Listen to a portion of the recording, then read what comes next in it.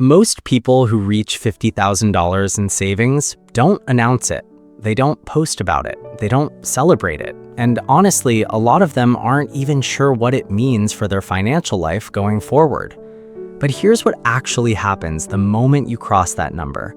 Your money stops behaving like a safety net and starts behaving like a tool. And that shift changes almost every financial decision you will make from that point forward in ways that are quiet, structural, and almost impossible to see until you are already living them. To understand why $50,000 is different from $10,000 or $20,000, you have to understand what each threshold actually does inside the broader system of personal finance. $10,000 buys you stability. It means a single emergency won't destroy you. $20,000 buys you psychological freedom. The chronic background anxiety of financial precarity starts to fade. But $50,000 does something different from both of those things. It crosses what financial researchers sometimes call the inflection point, the level at which your saved capital begins to generate enough momentum that it starts to meaningfully accelerate your progress on its own, without you doing anything beyond keeping it invested. The math here is worth understanding clearly because it explains something that feels almost unfair when you first see it. $50,000 invested in a broad market index fund, earning the historical average annual return of roughly 7%, generates approximately $3,500 in returns in the first year, without you adding a single additional dollar. That number might not sound dramatic on its own, but consider what it means in the context of your savings behavior. If you are consistently saving $500 a month and your investments are simultaneously generating $3,500 per year in returns, your effective savings rate has just increased by roughly 58% without any change in your income, without any change in your spending. The money is now helping you save money, and that compounding effect accelerates every single year as the base grows larger. This is the moment when the gap between people who build wealth and people who don't starts to widen in a way that becomes very difficult to close.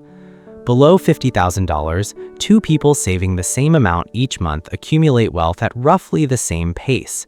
The math is linear. Effort is the primary variable. Above $50,000, the person who got there first starts pulling ahead, not because they are working harder, not because they are earning more, but because their capital base is compounding, while the other person's is still too small to generate meaningful momentum. This is why the first $50,000 is often described by financial researchers as the hardest money to accumulate, not because it requires the most sacrifice, but because it requires building momentum from zero without the assistance of compounding returns that only become significant once the base reaches a certain size. The behavioral changes that happen at this threshold are just as significant as the mathematical ones. When your net worth crosses $50,000, your relationship to financial risk changes in a way that has real consequences for your earning potential. Below this threshold, the cost of failure, a job loss, a failed business experiment, a career pivot that doesn't immediately pay off, is existential. It makes people risk-averse in their professional decisions, whether they realize it or not. Above it, the same failures become setbacks rather than catastrophes. A person with $50,000 in savings who loses their job has roughly 2 to 3 years of living expenses available, depending on their cost of living. Enough time to be thoughtful about what comes next, rather than desperate. That difference in psychological position translates directly into the quality of decisions made under pressure, and better decisions under pressure compound over a career in ways that are impossible to measure, but very real. There's also a shift that happens in how the financial system itself treats you once your assets cross this level. Access to better investment vehicles, lower fees on financial products, more favorable terms on insurance and lending, all of these tend to improve as your net worth grows, not dramatically at $50,000, but meaningfully, and in a direction that continues to improve as you move toward higher thresholds. The financial system is, in many ways, designed to reward people who already have capital with better conditions for accumulating more of it, which is one of the structural reasons why wealth tends to concentrate over time. Understanding this is not a reason for cynicism, it is a reason to get to the threshold as efficiently as possible. Because once you are on the right side of it, the same system that worked against you starts working in your favor. What most people miss about the $50,000 mark is that reaching it is less about the number itself and more about the habits and decisions that the number represents.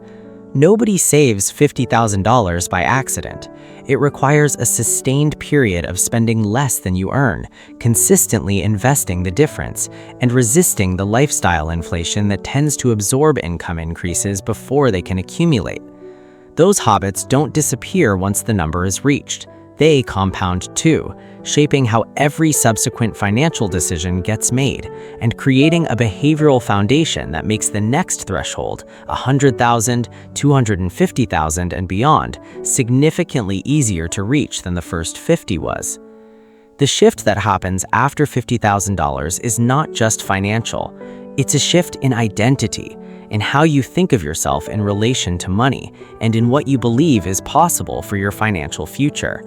Most people who have never had significant savings operate with an implicit assumption that wealth is something that happens to other people, people with higher incomes, better luck, different starting conditions. $50,000 in savings is often the first concrete evidence against that assumption, proof in the form of a number that the gap between where you are and where you want to be is closable through decisions that are entirely within your control. If this gave you a clearer picture of what that shift actually looks like and why it matters, subscribe.